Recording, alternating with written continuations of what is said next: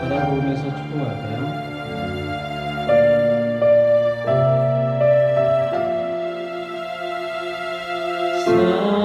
사랑의 나늘 있는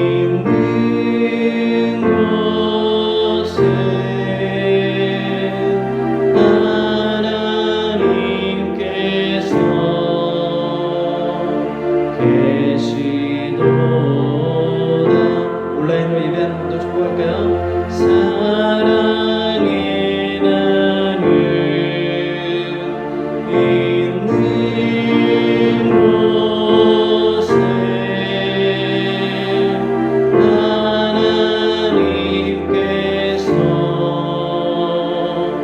계시도다. 아멘.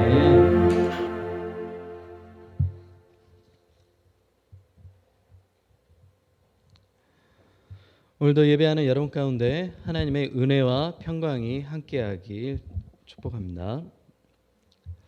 제가 어제 결혼식 때문에 고향 여수에 내려갔다 왔는데 기차를 타고 왔다 갔다 했어요.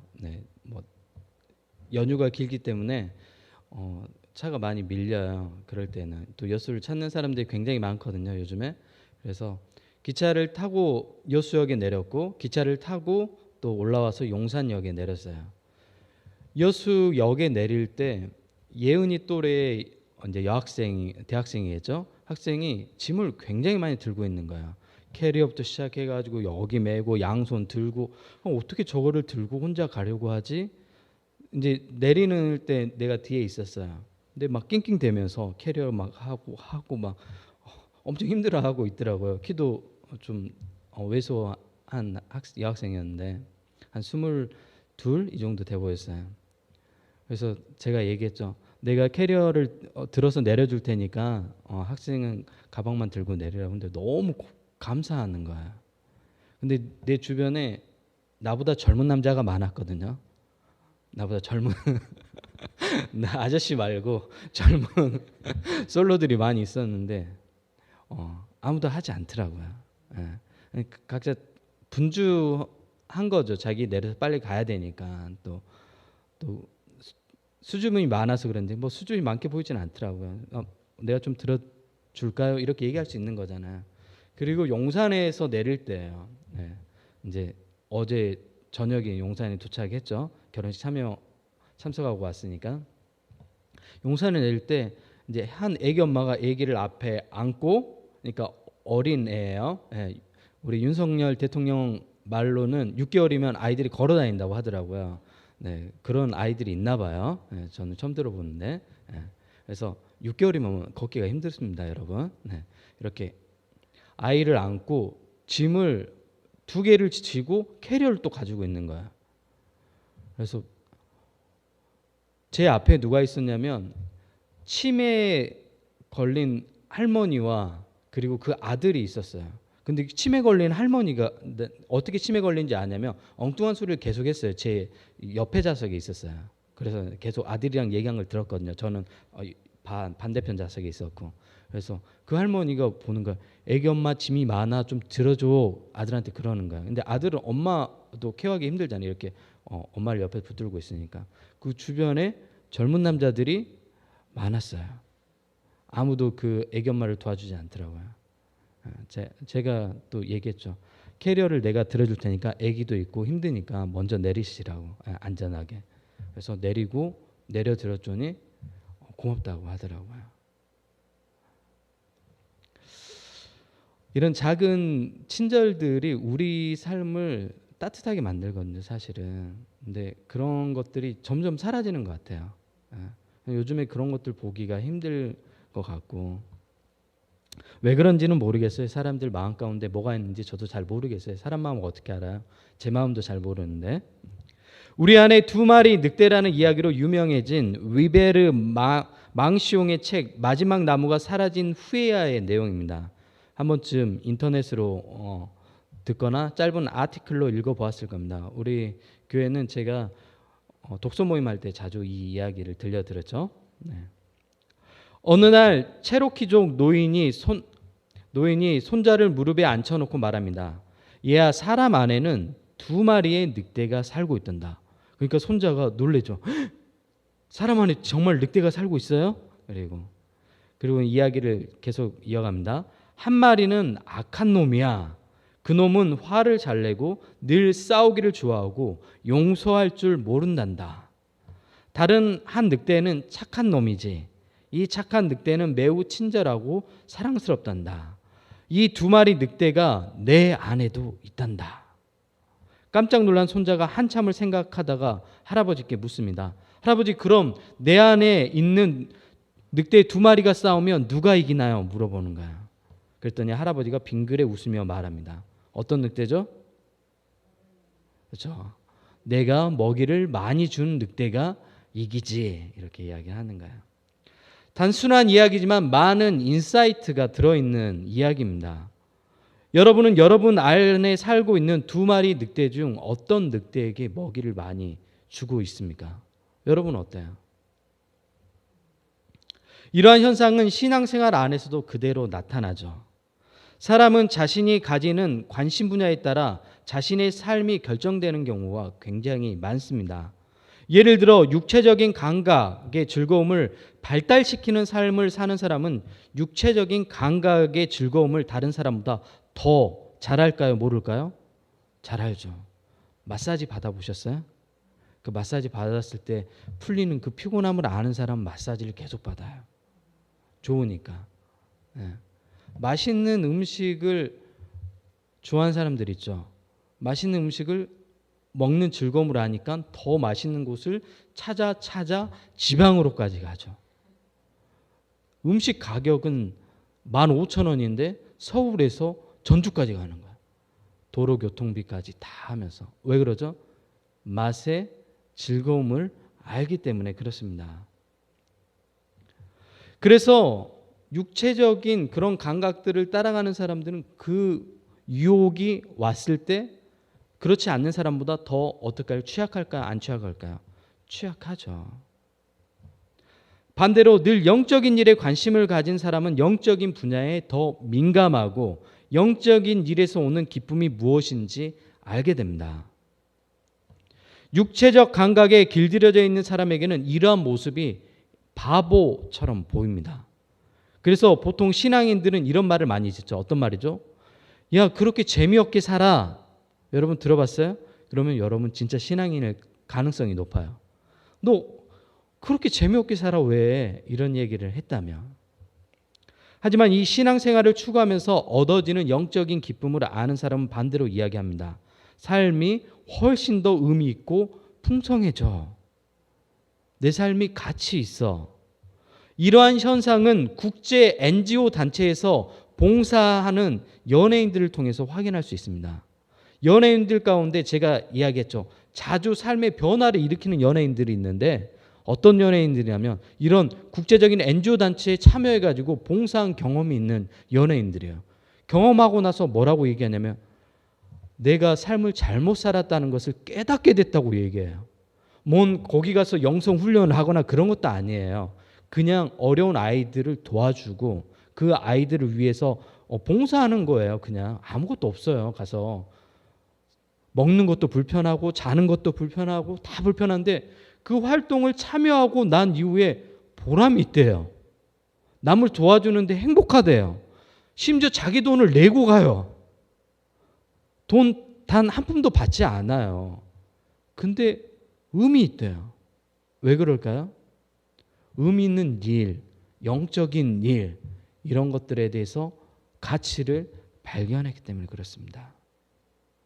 그럼 반대로 이런 기쁨들을 모르는 연예인들은 어디서 찾을까요? 네. 어디서 찾을까요? 최근에 유명한 음악 작곡가, 먹방 좋아하는, 네. 실제로 식당도 운영하는, 마약을 굉장히 많은 마약을 투여했고 가지고 있어가지고 경찰에 체포됐죠. 육체적인 쾌락이 발달하면 발달할수록 그것들이 더 공허해지기 때문에 더 많은 것들을 채워야 되는 거야.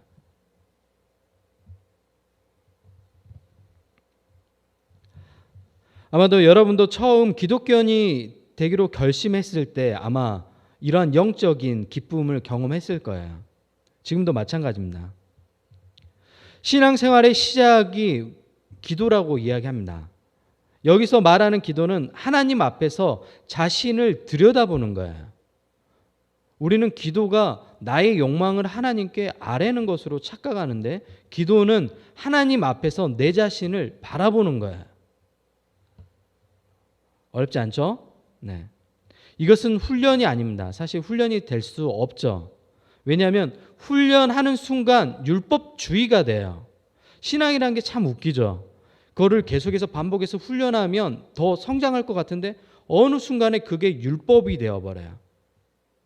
그래서 그것 때문에 마음이 갑자기 사라져 버려요.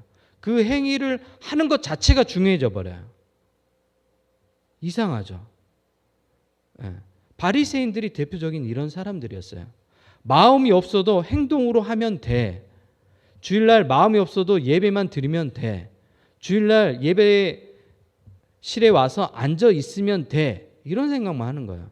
근데 하나님 기뻐하실까요? 마음이 다른 곳에 있는데 여러분이 사랑하는 여인과 같이 있어요. 연인과 같이 있는데 그 연인이 계속해서 핸드폰으로 카톡만 보내고 있어요. 나의 눈을 바라보지 않아요.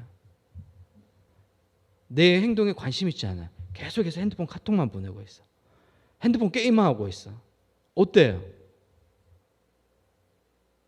마음이 다른 곳에 있는 거죠. 설마 그런 일을 경험하고 있는 건 아니죠?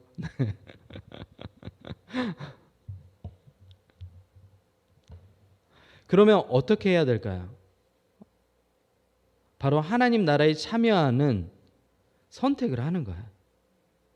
훈련이 아니라 선택을 하는 거예요. 좋은 선택을 하는 겁니다. 존재적 기쁨을 만끽할 수 있는 좋은 선택들을 해가는 거예요.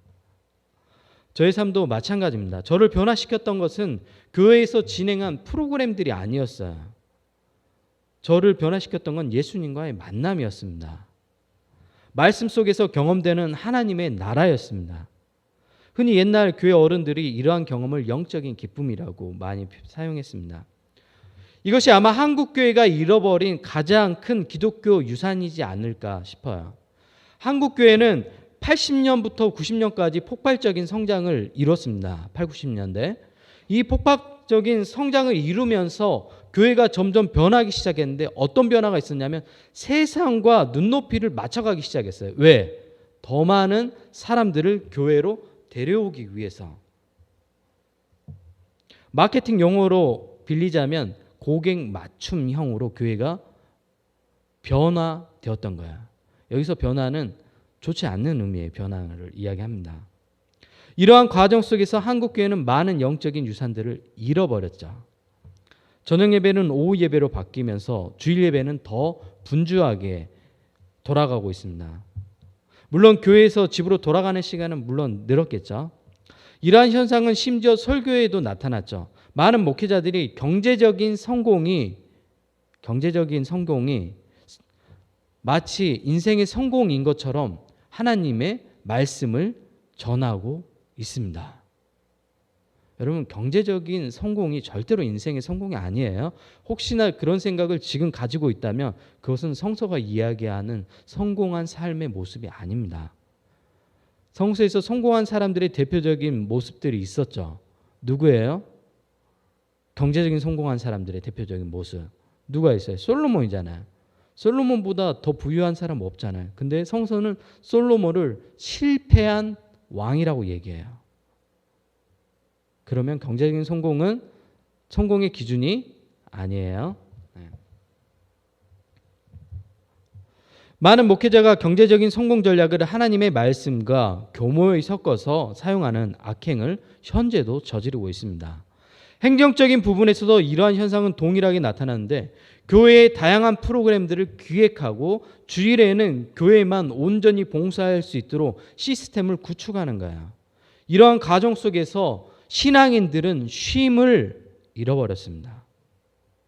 여러분 생각해 보세요. 하나님을 예배하는 그 거룩한 주일날 마음의 분주함만 있는 거야. 계속해서 일하는 거야. 우리 교회는 이렇게 많이 일하지 않으니까 여러분이 잘 지금 경험하지 못할 건데 과거의 경험을 떠올려 보세요. 교회 학교 선생님들은 주일 새벽부터 시작해야 돼요. 교회 학교 선생님들은 대부분 주일 새벽에 참여하게끔 하는 교회가 많거든요. 그러면 주일 새벽 5시에 나오는 거야. 그리고 새벽 예배 끝나고 집에 가서 씻고 또 나와서 9시 예배니까 몇 시까지 와야 돼요? 8시까지 와서 준비하는 거예요. 8시부터 시작해요. 그리고 주일학교 끝나요. 그리고 난 이후에 주일학교 봉사하는 사람들이 대부분 또 어떤 봉사를 해요? 찬양팀, 성가대를 봉사해요. 그리고 11시 예배가 끝나요. 그리고 이 사람들이 또 뭘 준비하죠? 오후 예배를 또 준비해요. 그리고 오후 예배가 끝나면 또 뭐가 있죠? 오후 프로그램이 있죠. 네. 교회들마다 준비한 성경, 강좌부터 시작해갖고 다양한 프로그램들이 있잖아요. 거기 또 참여를 해요. 끝나면 4시, 5시. 그리고 집에 돌아가요. 그리고 대부분 사람들이 그렇게 집으로 돌아간 후 느끼는 것이 무엇일까요? 아, 오늘 너무 뿌듯해. 오늘 난 너무 최선을 다했어. 알찬 하루였어. 알찬 주일이야. 이럴까요? 대부분 느끼는 감정이 2가지인데 첫 번째는 공허함이에요. 공허함. 그리고 또 하나의 감정은 영적인 갈급함이에요. 뭔가 갈급해. 아이러니하잖아요. 교회에서 하루 종일 있었고 하루 종일 봉사했는데 왜 공허하고 갈급할까요?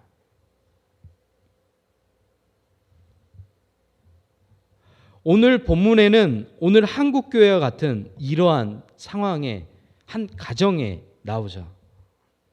오늘 본문은 넓게는 하나님의 사랑에 대해서 말하고 좁게는 공동체에서 우선순위 되어야 될 것이 무엇인지 가르쳐주는 본문입니다. 사실 이 2가지는 나눌 수 있는 건 아니에요. 다만 설명하는 과정에서 나누어 설명하는 것입니다. 본문은 예수님의 복음 원전계가 예루살렘 여정기 중 베다니에 머문 사건을 다루고 있습니다. 이 가정의 구성원은 장남 나사로, 그 다음에 둘째 마르다, 셋째 마리아로 구성된 그러한 가정이에요. 부모님이 안 계시죠? 특별히 성경은 예수님께서 이 가정을 사랑했다고 이야기합니다. 그래서 이 나사로의 가정은 굉장히 많이 성서에 등장합니다. 예수님과 제자들이 이 가정을 방문하자 언니 마르다는 상황을 재빨리 파악하고 움직이기 시작합니다. 왜냐하면 예수님을 대접해야 되잖아요. 그러니까 주방에 가서 이것저것 막 챙기고 하는 거예요. 갑자기 찾아든 많은 손님 때문에 마르다는 매우 분주했어요. 사람이 일이 잘 진행되지 않으면 시간이 없고 그러면 어떻게 하죠? 조급해져요. 그러면 뭐가 밀려오기 시작하죠? 짜증이 밀려와요.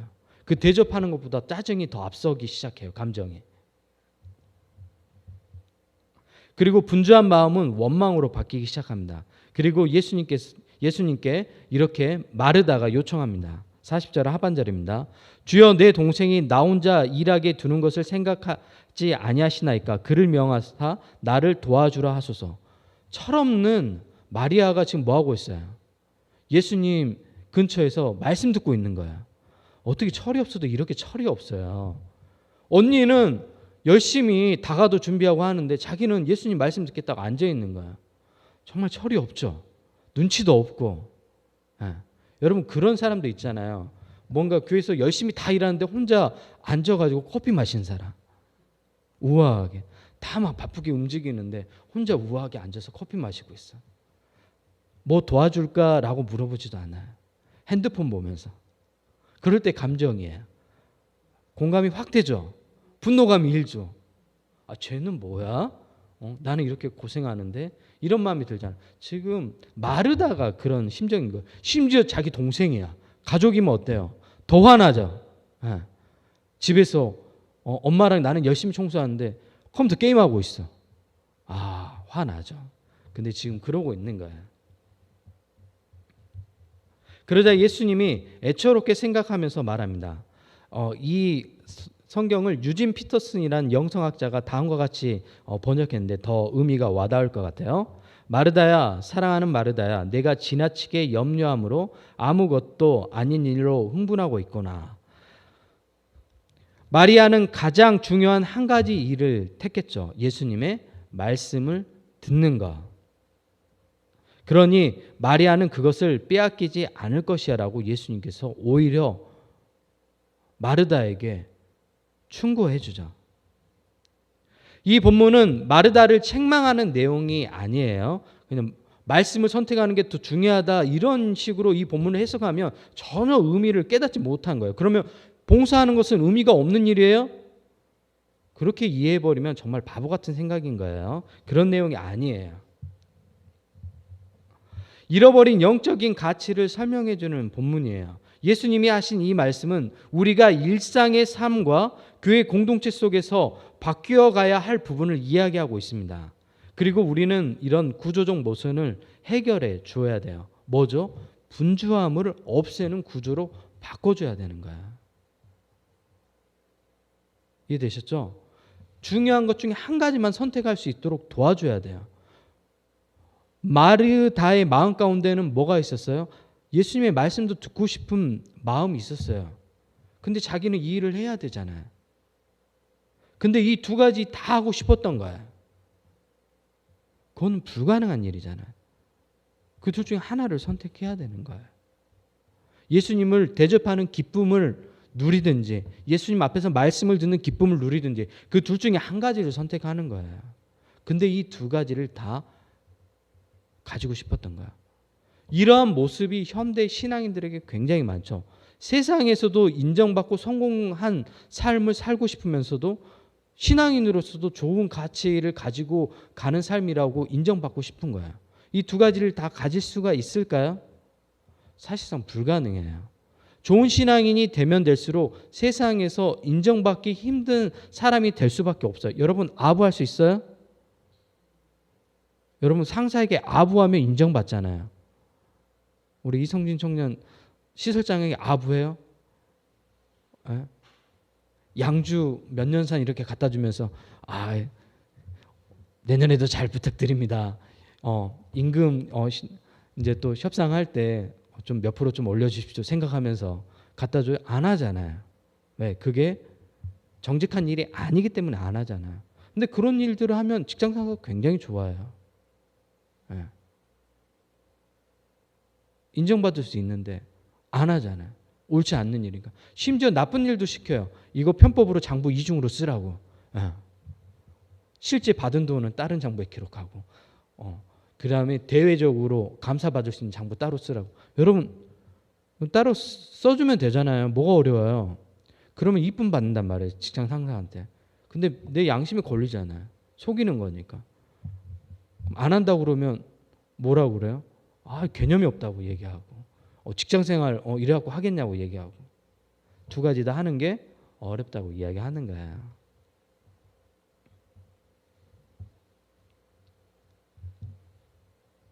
현대를 살아가는 많은 신앙인이 분주한 삶을 살아갑니다. 마치 다람쥐 쳇바퀴 돌아가듯 일주일에 1-2시간조차도 자신을 들여다볼 여유가 없어요. 신앙이 뭐라고 얘기했죠? 기도가 뭐라고 했어요? 하나님 앞에서 자신을 들여다보는 거예요. 근데 여러분도 분주하죠? 안 분주해요? 여러분 잘 안 분주해요? 여러분이 분주하면 뭔가 잘못된 방향으로 가고 있는 거예요. 여러분 계속해서 뭔가 많이 일하는데 여전히 분주하죠? 정말 열심히 하는데 여전히 분주하잖아요. 매일같이 뛰어다녀도 여유가 없습니다. 교회에서도 마찬가지죠.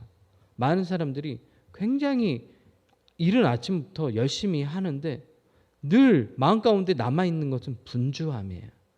누림이 없어요. 쉼이 없어요. 하나님 안에서 안식이 없어요. 안식은 아무것도 안 하는 게 안식이 아니라 하나님과 친밀함을 가지는 시간이 안식인 거예요.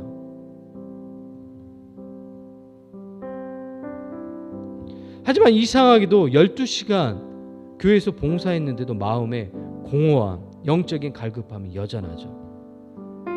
왜 이런 현상이 있다고요? 분주함 때문에 그렇습니다.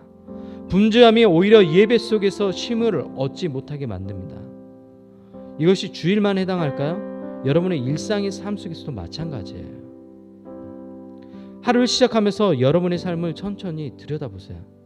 혹시 마르다와 같이 분주함으로 여러분이 진짜 가져야 할 행복들을 다 잃어버리고 있지는 않는지.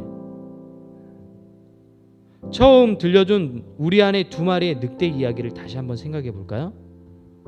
여러분, 어느 늑대에게 밥을 더 많이 주고 있어요? 여러분의 삶의 육체적인 기쁨을, 감각들을 키워가는데 더 많은 시간을 소비하고 있다면 사나운 늑대에게 밥을 더 많이 주고 있는 겁니다. 아니면 영적이고 하나님 나라에 대한 생각으로 늘 끊임없이 하고 있다면 그 온순한 늑대에게 더 많은 밥을 주고 있는 거예요. 결국 신앙인의 삶의 성공과 실패는 여기서 결정되는 거예요.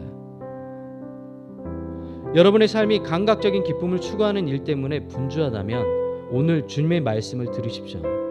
여러분에게 들려주신 주님의 말씀입니다. 몇 가지만 하든지 혹 한 가지만이라도 족하니라. 많은 것들이 하는 게 중요한 게 아니라 한 가지만이라도 하는 게 중요해. 진심으로. 마리아는 이 좋은 편을 택하였으니 빼앗기지 않는다고 얘기해요. 하나님의 말씀을 듣는 것을 선택을 했어요. 빼앗기지 않죠. 교회에서 한 가지, 나는 주님의 전에 와서 사람들을 섬기는 이 일을 선택할 거야. 그 일만 하면 빼앗기지 않죠. 근데 이것저것 내가 하고 싶은 모든 것들을 다 하려다 보니까 오히려 분주하고 심지어 다른 여러 가지 일도 같이 겹쳐 있죠. 그러니까 늘 바쁘고 늘 뭔가 그 공동체 안에 있어도 이방인처럼 다르게 있는 것처럼 느껴지는 거죠. 여러분의 삶도 자세히 들여다보세요. 분주한지. 여러분 20대가 끝나면 안 분주할 것 같죠? 여러분 30대가 끝나면 안 분주할 것 같죠? 40대가 끝나면 안 분주할 것 같죠? 영원히 분주합니다. 실제로 그 일들을 안 해도 우리 충분히 행복할 수 있거든요. 제가 전철을 얼마 만에 타봤는지 몰라요. 정말 오랜만에 타봤어요. 근데 여전히 사람들이 다 분주하게 살아가는 모습들 보니까 안타깝더라고요. 여러분 삶 가운데 분주함들 좀 내려놓고 주님께 집중한 삶을 살아보십시오. 선택해 보십시오. 여러분 삶이 달라지기 시작할 겁니다. 이 시간 같이 기도할까요?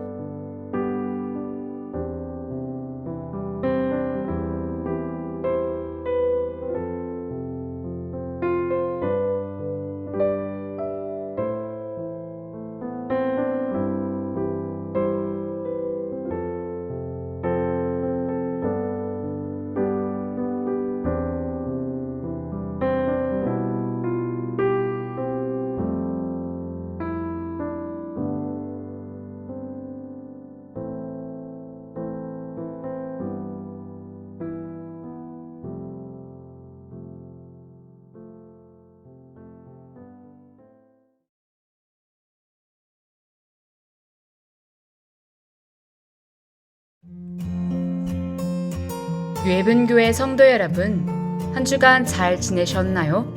10월 2일 교회 소식입니다. 첫 번째 소식입니다. 오늘 예배 후 운영위원회 모임이 있습니다. 교회 운영위원들은 꼭 참석해 주세요. 두 번째 소식입니다. 10월 16일 주일 예배 후 가을 나들이를 갑니다.